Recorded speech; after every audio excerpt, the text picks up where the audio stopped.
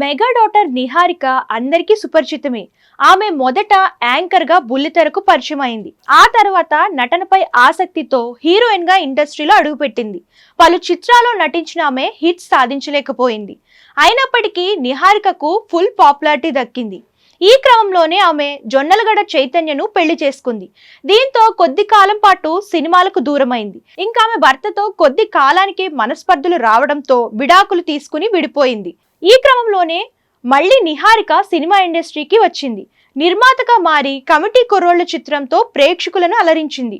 అయితే ఈ మూవీ థియేటర్స్లలో విడుదలై ఊహించని విధంగా హిట్ కావడంతో పాటు అత్యధిక కలెక్షన్స్ రాబట్టింది. దీంతో అదే ఫామ్ లో నిహారిక హీరోయిన్ గాను ఓ సినిమా చేసింది.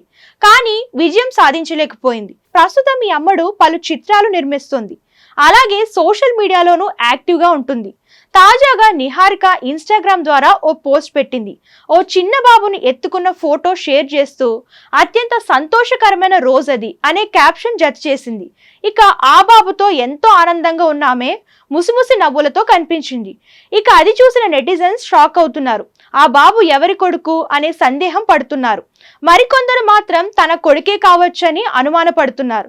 అయితే మెగా అభిమానులు మాత్రం ఎత్తుకొని ప్రేమ చూపించినంత మాత్రాన కొడుకు అనేస్తారా అని మండిపడుతున్నారు.